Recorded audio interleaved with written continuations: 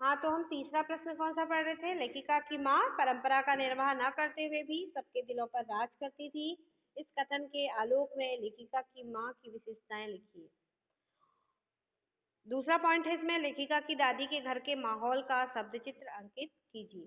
तो आंसर देखो, पहले पॉइंट के अकॉर्डिंग इसका लेखिका की माँ की विशेषताएं क्या थी?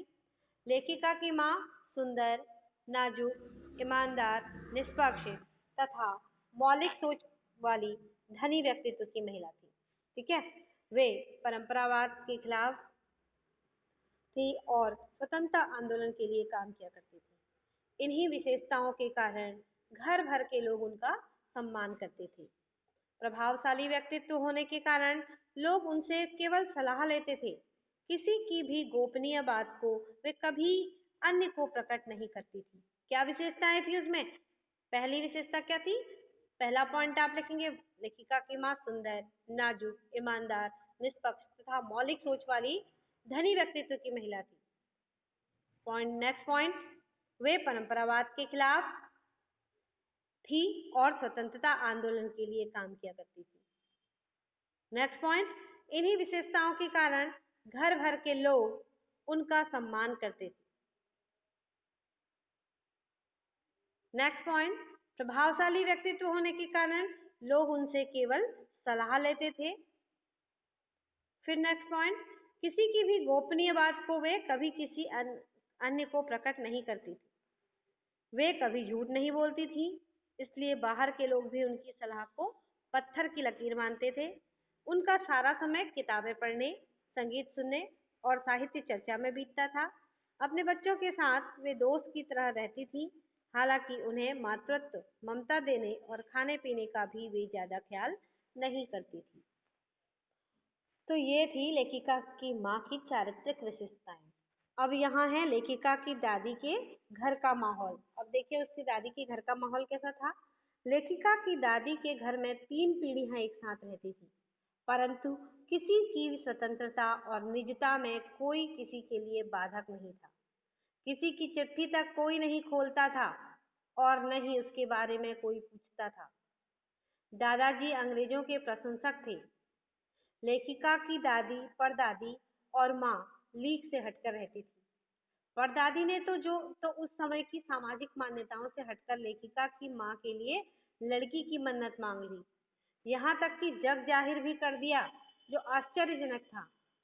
लेखिका की माँ आजादी के आंदोलन में सक्रिय थी। निजत्व की छूट होने के कारण ही लेखिका और उसकी अन्य 3 बहनें तथा इकलौता भाई ने भी इच्छा के अनुकूल अपना रास्ता चुना। क्या था ये? उसकी घर के दादी की घर का माहौल क्या था? वहां 3 पीढ़ियां एक साथ रहती थी, लेकिन किसी की भी स्वतंत्रता और निजता में कोई किसी के लिए बाधक नहीं था। ठीक है, कोई किसी के फ्रीडम में कोई आड़े नहीं आता था, कोई किसी के पर्सनल लाइफ में इंटरफेयर नहीं करता था।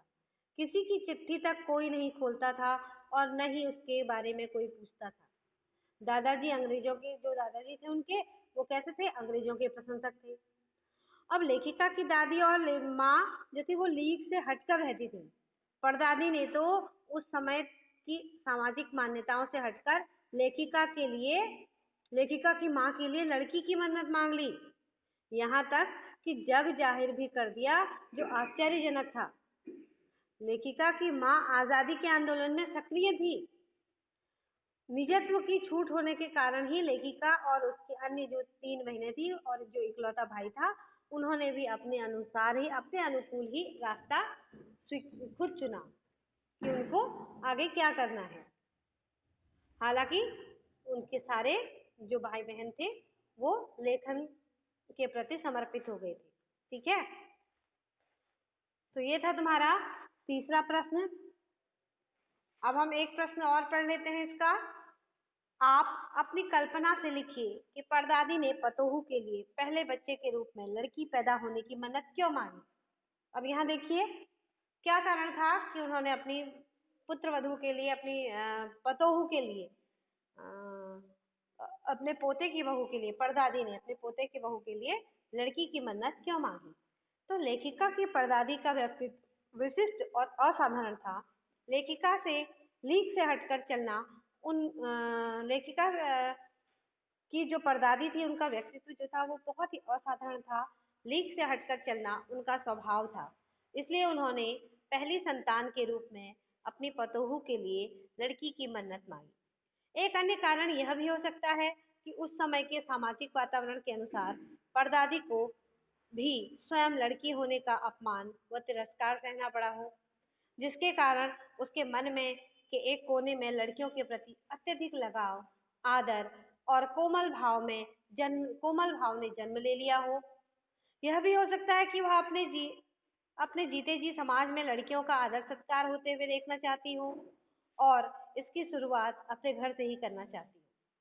संभवतः वे समाज को दिखाना एवं बताना चाहती हो कि लड़की का तिरस्कार नहीं, सम्मान होना चाहिए। लड़कियों की समाज के विकास में एक महत्वपूर्ण भूमिका होती है।